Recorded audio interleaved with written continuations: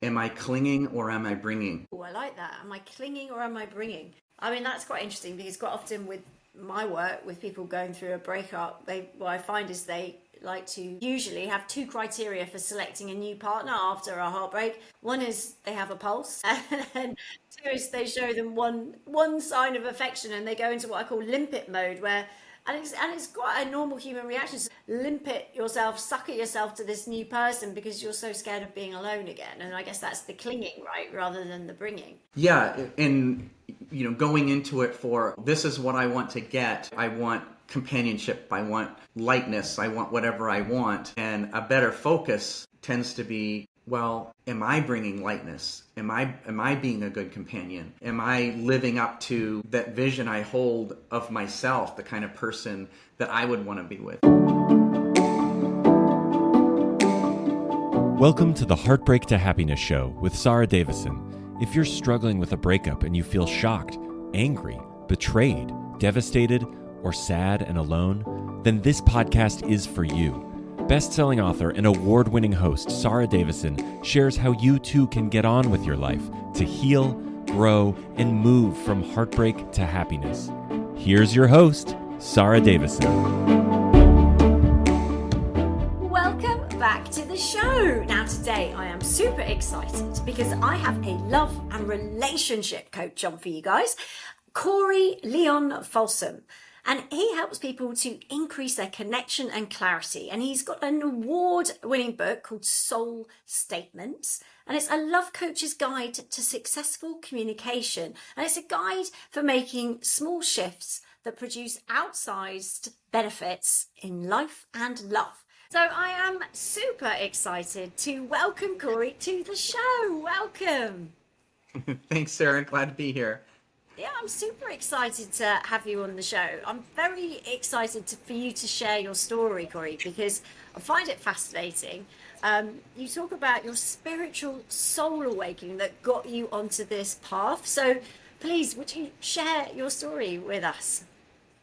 Certainly. Well, I had a wonderful childhood. I grew up in a small town, rural, coastal Maine in the U.S. and went to church every Sunday. I was an Eagle Scout. So it was terrific. What I didn't learn was good communication skills because it was mostly just, cheery. And so when conflict arose, I didn't have much tools other than maybe throwing a little temper tantrum or something. And so as time went on, I got through. I was a good person, but life wasn't, shall we say, awesome. And at one point, I'd had some heartbreak, and I was just ready for something different. And I took this workshop. I didn't know anything about it. It was a Tantra school, and which focused a lot on breathing, moving energy in your own body, and developing presence, just being right here, right now, feeling the texture of the moment as well as you are able. So that's really the heart of the school. And so I was in this exercise, and it was an evening, and we had 45 minutes, and I did not have a clue how we were going to get through 45 minutes, but we were eye gazing. So myself and this beautiful woman who chose me because it was Sadie Hawkins night, and so I was just thinking. I'd been in kind of hummingbird mode, getting ready, and she could tell I was thinking about this or thinking about that. Not what I was thinking, just that I was thinking. And at one point, fairly early on, she just leaned forward and took her two fingers and just tapped my sternum and said, "Be with me." And it was like, whoa. And in that moment, like her presence just gave me that model and that transmission to just really get it and to be right there. And what it felt like was that the oxygen in the room went away, and then what filled it was breathable joy. And I was so happy that I found me, and I found now. And my job since then, once I found Corey, was to keep him. I love that. I love that. So you rediscovered who you really were, I guess, in that moment. And then how did that set you on this path for becoming a love and relationship coach from there? Well, one thing I kind of skipped was when I was 17, I went on uh, a vision quest. It was kind of a traditional Native American setup where you sat in a little 10-foot circle for 4 days and 3 nights, fasting, asking for vision, praying. And I got one thing out of that time, which was invaluable, which was I didn't know what I was going to do in my life, but I knew who and what I was going to do or be. And so I knew that whatever I did, I was going to be an honorable man. And so that was my purpose, if you will. And so then now having this other experience, I just knew I wanted to keep that feeling of just being where I was and, giving my attention to whatever's happening now. And then in a few moments, something else will be happening and I'll give that my attention then. So yeah, I'm not sure if I answered your question very well. No, I mean, I think it's interesting that quite often what leads us to do what we do now as coaches is our own personal experience, our own personal journey, and several things there, your heartbreak, and then having those realization moments obviously led you to this. Then you started helping people with their relationships. Well, yeah, and actually, so people started asking me for help with their intimate relationship first. And so I would basically, there'd be two people here, and I would sit with them, and I would help them breathe, center, ground, and get to the heart of what it is they were really about, why they even chose this person, what they're willing and desiring to give to co-create versus what I'm trying to get from the other person. And so that led to more and more people asking me for help, and I just really focused it on love and relationship, communication, not strictly just intimacy. So, and I have a little saying that came from that time, and I say it's a question for each of us when we go into any situation. Am I clinging or am I bringing? Oh, I like that. Am I clinging or am I bringing? I mean, that's quite interesting because quite often with my work, with people going through a breakup, what I find is they like to usually have two criteria for selecting a new partner after a heartbreak. One is they have a pulse, and two is they show them one sign of affection, and they go into what I call limpet mode, where and it's quite a normal human reaction, sort of limpet yourself, sucker yourself to this new person because you're so scared of being alone again. And I guess that's the clinging, right, rather than the bringing. Yeah, and going into it for, oh, this is what I want to get. I want companionship. I want lightness. I want whatever I want. And a better focus tends to be, well, am I bringing lightness? Am I being a good companion? Am I living up to that vision I hold of myself, the kind of person that I would want to be with? Yeah, it's interesting because I think most of the time we're looking to avoid the fear of never having love again, or the fear of being on our own, isolation, or I think there's a big difference between being alone and being lonely. I think you can be in a relationship with someone and be very lonely, but actually being alone can actually be great time to work on yourself. But what I see with clients is they feel they're so scared of being on their own, and they feel fear of that loneliness, that's why they jump in. So yeah, it's not just about what they can get from that person, it's also the fear of the being alone or never being loved again, I guess, because love and connection is the number one human need, isn't it? And we're all looking for that. I know you've done a lot of Tony Robbins work, as I have. I'm a big Tony fan, and he talks a lot about that, doesn't he? Love and connection, and we'll do anything for that. So it's quite an interesting. Yeah, I'm fortunate to have been in the same room with Tony a few times, and one thing I love that he said is, we've all done it. We make our list of, this is the qualities that I want to have with the next person. They have to be kind, they have to be all these things. And he said, that's terrific. Build your list, and now you know what you need to work on. Yeah, that's very true. So a mirror very often to ourselves, what we're looking for in others. Right. You've written a book called Soul Statements, and it's a love coach's guide to successful communication. Can you explain to us what a soul statement is, Corey? Yes, I did indeed write this book, and I was having such certain things I would share with people that were having such great success. And I thought, oh, I should write about this because, I'm not going to coach everyone in the world. And at first I thought it would be a blog. And then I'm like, oh no, I'll just put all sorts of my great stuff in here. And so the book Soul Statements is really about drastically improving your communication, starting with how you talk to yourself. And so a soul statement itself it's an affirmation, but it's not an affirmation of some future state or some place you want to be or get to. It's a present time reminder of what is true and good and resourceful about yourself already. And so I actually heard Tony Robbins say one time, like these kind of things are like an emotional postcard to you.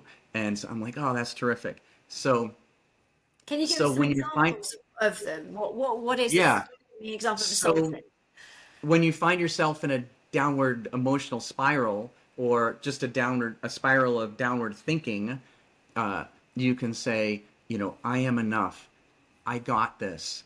I have grit inside me. My body knows how to heal itself.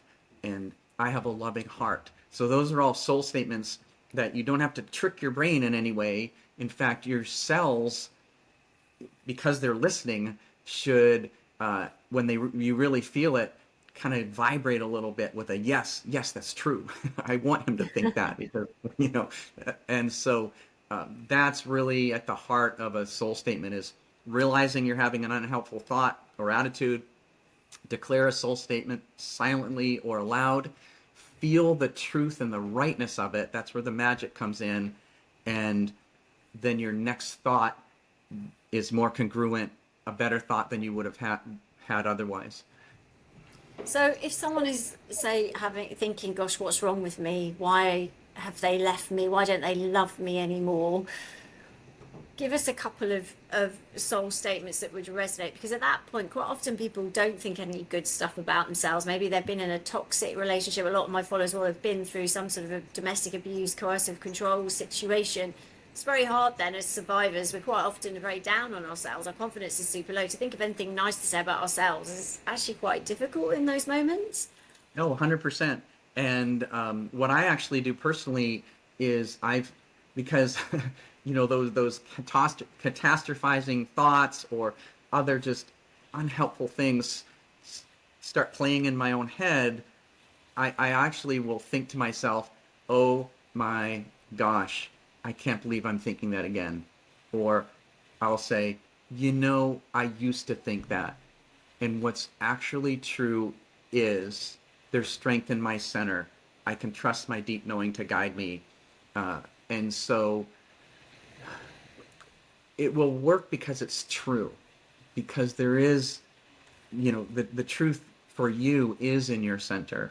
And the more you can discard someone else's thinking, someone else's remarks, and just center yourself to that wellspring of goodness that's deep down inside, then you'll be going more in the right direction. Yeah, I think sometimes even if in that moment you're not 100% convinced it's true, the more that you say things, as long as you're saying it with integrity, like there is strength in me, I can find that strength in me, I am finding that strength in me, things are moving forward, I'm feeling better each day, I'm moving forward step by step, I have good people around me, all focusing on those things and committing, because it's almost like what you focus on you attract more of. So if you're focusing on all the negative thoughts and all the disempowering questions and phrases, that's where your brain is going, and then you're seeing more of it. And, if you ask your brain a question, it's going to find you an answer. So if you chuck in a disempowering question like, what's wrong with me? Your brain goes, oh, goody, let's come up with a list of things, because, you said that, and that your friend at school said this once, and your teacher never said you were good at that. And so your brain will fill in the gaps, rightly or wrongly. Whereas if you can take control and shift it to, okay, well, what's good right now, or what am I grateful for, or, a soul statement, like finding something about you that you is good. I'm a good person on my heart, on my core. Those things, and reinforcing that, focusing on that, will help you, won't it? Shift your energy forward.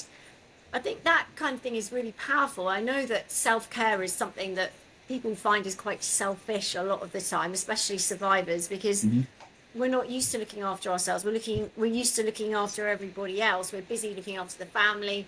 Maybe we're working a lot. Maybe, it's the kids or the job or just everybody else, your partner, before us.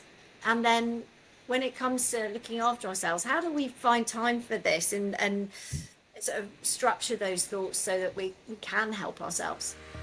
Hey, it's Sarah here. Just to remind you that we have 3 online support groups where you can find your tribe and get coaching support from my elite team coaches to help you with any kind of breakup, divorce, separation, toxic relationship breakdown. Get your questions answered and get the boost you need. Also, if you'd like to join our coaching community and turn your pain into your superpower and become a breakup and divorce coach with us, then you can also find the details on my website, sarahdavison.com. We look forward to seeing you soon. Sort of structure those thoughts so that we can help ourselves. Well, first of all, I like the expression, you can't toss anyone a lifeline if you're not standing on the dock. And so taking care of yourself is only going to allow you to be a better support, better person for other people around you. And I call it being soulfish versus selfish. And another phrase I put in the book, which I really love, is self-care is soul care, and soul care is self-care. So, and back to Tony Robbins again, he said that our brains are not designed to make us happy. They're designed to keep us alive. And to do that, they are always looking for what's wrong. And what's wrong is always available. And then he said the best part, which is, and what's right is always available. And so that was kind of like, when I heard that, that's like the germ of soul statements right there.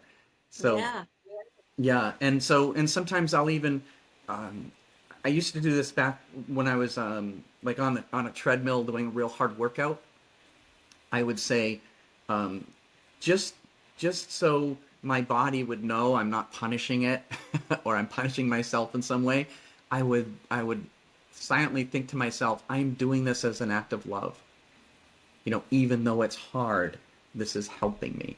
And so you just want to align, do whatever you need to do, think whatever you need to think to align with the more capable you versus the critical you. And you hear that critical you, which will always happen sooner or later, and just you have to not let it go unchallenged, that kind of unchallenged thought, and just say, you know what, I'm more capable than that. Or I am enough. I like that one. Some people, like I have all these soul statements, tailored to each thing, and I have one client, she just uses I am enough and just puts that in everywhere, and it works too. Yeah. I think that's a really powerful one, because it does work for every situation, I'm enough. And I think that's one of the things that comes up a lot for people is we're not good enough. We're not worthy enough. We're not credible enough. That whole imposter syndrome, or no one will ever love me because I'm not lovable enough. I think those things are big deal for especially when you're coming out of relationships or you're looking for a new relationship. It's hard sometimes, and I think you're talking there about self-care, but also self-love. And I think self-love is sometimes really hard to do. We look for the next partner, but if you don't love yourself, or you don't value what you bring to a relationship, that can be a real struggle, can't it? How can people get around that self-love issue? Well, I'll tell you how I did it. Yeah, I do.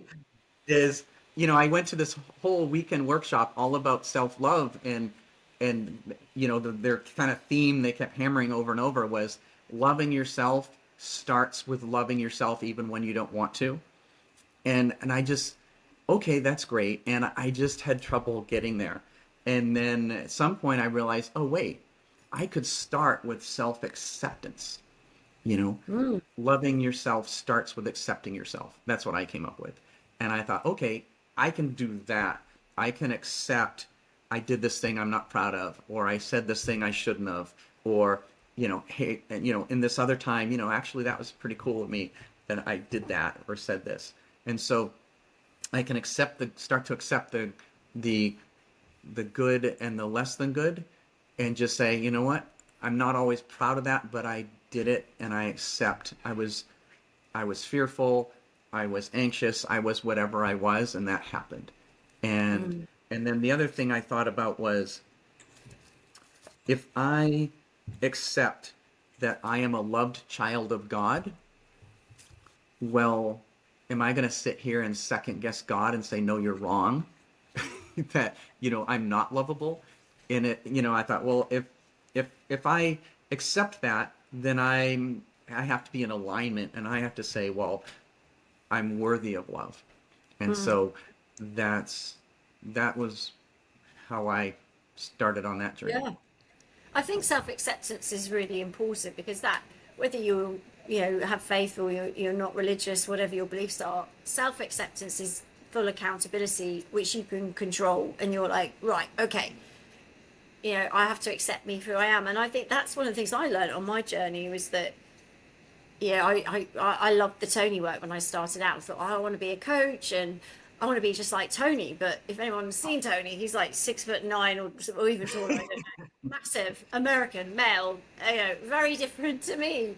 So that was impossible. And then there was Paul McKenna, who's a dear friend of mine, but he was a British guy. So I thought, okay, well, that's easier, but he's super funny and I'm not a comedian. So again, I was trying to be like these other people, and to get where I thought I needed to go, because I didn't think I was good enough. And it was only when I was like, okay, well, maybe I'm not so good at that part, but I am really good at doing me. And everyone is really good at doing them. Like, you have you down pat, because no one can do better at that than you. And when you realize and accept that you are good at doing you, and yeah, you're not good at everything, there's strengths and weaknesses, but accepting that, then that's when I think you can truly start to shine, truly start to heal, truly start to step into yourself and build your confidence, because you're comfortable being you. And I think you've got to acknowledge the areas that you're great at and you're good at, and focus on those, but also understand where maybe there's things you're not so good at that maybe you either want to work on, or just outsource completely to somebody else to handle those things, if you can. But I think it's all personal growth and personal development, and that is a very rewarding sort of journey to be on, isn't it? I think also you talk a lot about healing from stress and anxiety, and that self-acceptance can help with that as well, can't it, Corey? Oh, 100%. And when I was just thinking while you're speaking about another trap that couples fall into too much of the time, which is, when they argue, they're arguing for, well, this is what I meant, this is what I was thinking, and this was my intention, and I was motivated by whatever reason. Well, that's so much less important. I mean, it's practically unimportant in comparison to what it was like to be that other person when you were acting such and so. And so, yeah, you know all about your motivation and why you did or didn't do something. That's not what they need to know. It's more important for you to try to understand your impact on this other person. And so, versus saying, oh, well, I meant well, some version of that, just better to be curious and just listen to them say, well, when you missed your appointment, I got really scared. And so, and I lashed out or whatever I did, but I got scared. And so, and when somebody just tells me their feeling and skips the story about what they think I did or why they think I did it, and we're not arguing about motivations, we're just sharing this is what it was like to be me. And I can think to myself, or, not really even think it, but just know it, that, oh, I know what it's like to be scared. And I actually like this person. I care for them. I don't want them to feel that. And Yeah. so all of a sudden we're having a better exchange if we just focus on the feelings and then from there the needs, requests, versus the particulars of why you were a dummy dog and why you should or shouldn't have done this or that. I think that's really good advice, especially for healthy relationships, because you should be able to express how you feel and have that match by, for someone who has empathy to go, oh, okay, well, I didn't mean to, that wasn't my intention to ever make you feel that way. And you would hope that partner would step up for you. I know a lot of my listeners, if they put their feelings out there with their ex-partners who are toxic, that would be a weapon to be used against them as well. So it's understanding the dynamic of that relationship, and obviously we're talking about healthy relationships here, and want, people that are there to support and move you forward. I think, for a lot of people listening, they'll be out of a relationship, maybe thinking about getting into another relationship. You're a love and relationship coach. What should they be doing at this stage to sort of identify moving forward? Terrified of the dating pool, probably rightfully so, Corey, with the state of the dating apps and like catfishing, and people aren't who they say they are, and half of them are married still, and it's all a bit of a nightmare for people. What's your advice on that? My advice is to imagine the type of person that you would like to be with and have as a companion, share your time, and just kind of think of the vibe that person would have. And then also say to yourself, am I the type of person that someone of that vibration would be attracted to, who that would, that person would notice even? And so then the more you can increase your own vibe, the more you'll be naturally attracted to each other of someone with that same vibe. So if you're still in the same kind of energetic level as the last, last three relationships, you're going to attract a similar, someone of that level. And so the more you can work on you, and a lot of that's going to be not abandoning yourself, meaning not abandoning your values, not abandoning your value, and saying, you know what, I'm better than that. I deserve better than that. I'm going to say no to things I used to let slide before. And the more you stand up for you, and the higher quality person that will be attracted to you. And there's a section in my book called Spirit Vows. I think I write, having personal spirit vows helps one remain connected to what's most important. Honoring spirit vows leads to becoming a more integrated and potent human being.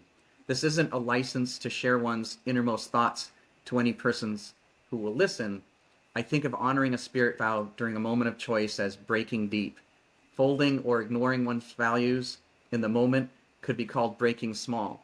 Just feel who you are, quietly repeat a spirit vow, and offer grounded, secure presence.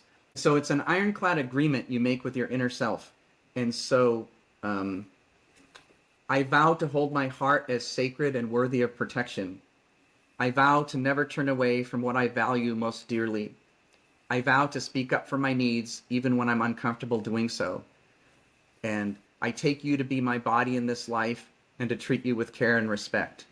So there's more of it. That's an example. I love that, because I think it's a really interesting way of thinking about it, Corey. You've got a lovely energy about you, a very gentle human. And I think, looking at how we take our control back is a lot of the work that I talk about is, how do we, instead of giving our power away all the time, we've got to start taking our power back, which is when things start to shift, and actually going inside and coming up with a spirit vow, which is something that you holding yourself to a higher standard, but it's attainable. It's something that's just being kind to yourself and giving yourself permission. It's not complicated, is it? It's something very simple that you can do even if you're overwhelmed. That's right. It's almost like life semi-continuously tests us to see what we'll put up with. Oh, will you abandon yourself again in that same way? Or will you step up and say, no, that's not me anymore. I'm more, I'm more, and I expect more, and I'm gonna, I'm gonna give more, and so I might have to say no to some other things I used to, Yeah. just be okay with.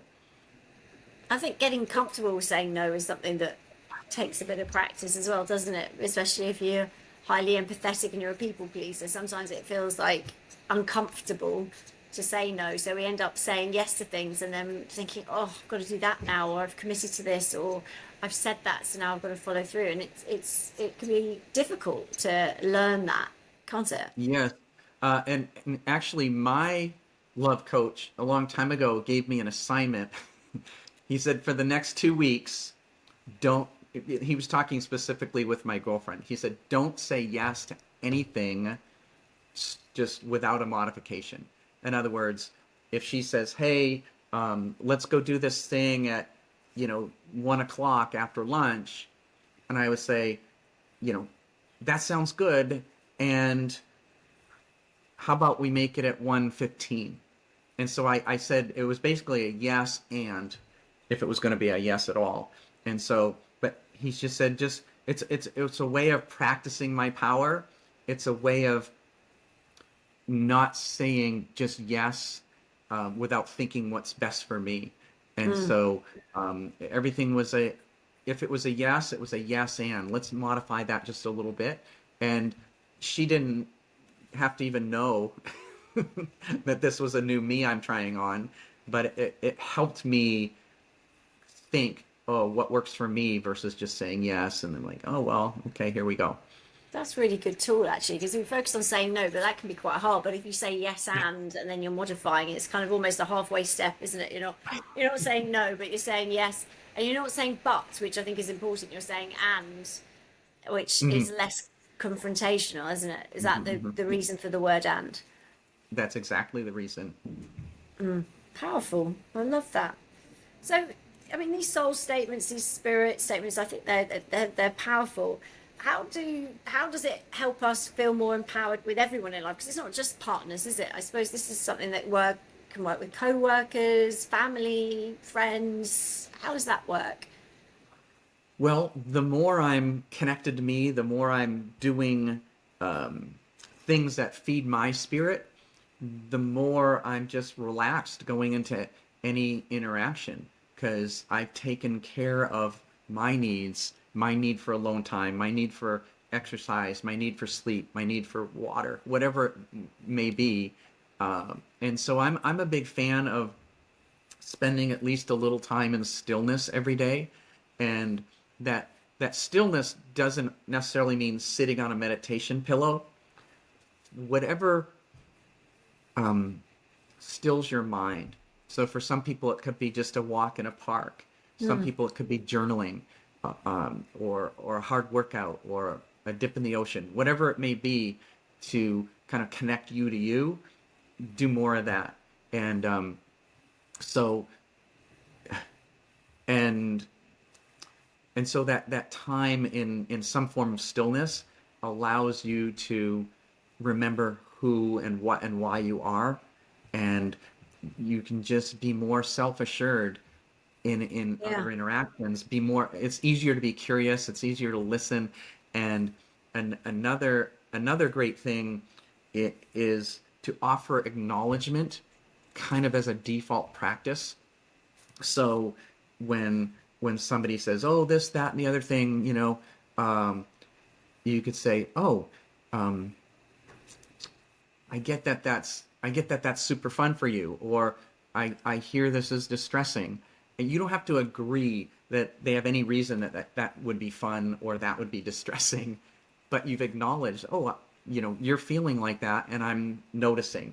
And when people offer me acknowledgement, 50% of whatever my issue is goes away immediately. It just evaporates. Like, oh, you heard I don't have to argue for this. Yeah. Yeah. Yeah, it's very, it's dissolving disagreements and conflict before it happens, isn't it? It's just That's right. finding an easy Yeah, path. and that slowing down, that the soul statement is a form of self-acknowledgement. You know, I'm acknowledging my own heart. I'm acknowledging what I'm about, what's important to me, and you know, my inner alignment is always available. I can let the knowing of my spirit bubble up from inside me. I know that's a long one, but I like it. And so, as we spend time cultivating our own wellness, we're just better able to, you know, handle the waves, the ups and downs of life. Yeah, I think when you're comfortable in your own skin, it's almost getting to that point, isn't it, where you're totally accepting, you know who you are, you're accepting of the good and the bad and the ugly, and it's okay, and it's focused on being kind to yourself. I think a lot of us don't do enough of being kind to ourselves. I think it's super important, and it's great that the way you're describing things really brings it to life and makes it sensitive, and I like it. I like the words you use, like soul and spirit. I think they're not used enough, actually. You did also use another word earlier. You talked about your tantra training. How does that come into what you're doing? Is your work influenced in any way by that still now? Oh, it absolutely is. And as I mentioned briefly before, to me, Tantra is essentially an attitude and a practice of paying attention to the moment. So the more deeply one inhabits the moment, the more you're being tantric. And so to inhabit the moment, the how we get there is to just slow down. And so we slow down. We're not thinking about the future or the past or some other thing. We're just listening. We're attentive, and we we've developed a sense for what feels right, what feels not right in our bodies, and so we're present for what we're feeling, and also there's an attitude in Tantra that the same creator that made your mind made your body, and including the parts we usually don't talk about. And so we learn to hold our physicality, what the things we're able to do, including sexual union. It's all like a holy sacrament of sorts. And so one of the soul statements I have related to Tantra is, I have a beloved that dwells within. And so when we're slowing down, when we're being quiet, when we're in stillness, we're really, one of the hopes is that we're connecting to this beloved that dwells within, and going, oh, I remember you, friend. You're that, you know, young lad who's been there all along. Oh, this is the heart that's been beating for me since before I was born. How wonderful is that? And so, our when we connect more to our center, then we're more self-informed. And so, you know, how wonderful it is to be really self-informed as we love our partner, as we're listening, as we're curious, as we're present for them. And so, another soul statement I really like related to Tantra is, I have a sacred contract to love and to loving. I love that. It's very calming listening to you, Corey. You've got a very calming way. Yeah, I'm like go, go, go a million miles an hour, but this last 30 minutes has been very relaxing, and just that spiritual energy that you have, I think is super important. I think, you know, very often we're, you know, trying to force change or trying to step up, and, you know, and what you're talking about there is really sort of going deep and really exploring that sort of spiritual avenue, which I think is really important and does add that much needed calm and peace after the trauma of a separation, a breakup, as you're, you know, frightened maybe about the future and things seem a little overwhelming. Just taking that time to go inside and be kind to yourself and center is super important. I've really enjoyed chatting with you. I have one last question for you, which I ask all the guests on my podcast. Podcast is called Heartbreak to Happiness. So what is happiness for you, Corey? Happiness to me is being connected to who I am, to my purpose, when I feel like I am being utilized for the gifts and skills that I can bring, then and I feel like that's making a positive contribution to the people around me, the people I care about, then that's happiness for me. I love that. What a lovely answer. Where can people find you, Corey, if they want to work with you or get your book? Where can they find you? Sure. Well, I'm easy to find on Instagram, Corey Lyon Folsom, all one word, and Corey F on Facebook. My website, corerelationship.com, has coaching info, a couple dozen articles I've written. There's a page to check out the book, purchase it via bookshop.org or Amazon, and you can always ask your local bookstore to order it. Absolutely. Well, brilliant. Thank you so much for coming on, Corey, and sharing your spiritual wisdom. I found it very enjoyable, and thank you for being such a fabulous guest. Thank you so much. It's been fun. That's it for today's episode. Do like, follow, subscribe, and all that good stuff, and I look forward to seeing you on our next episode.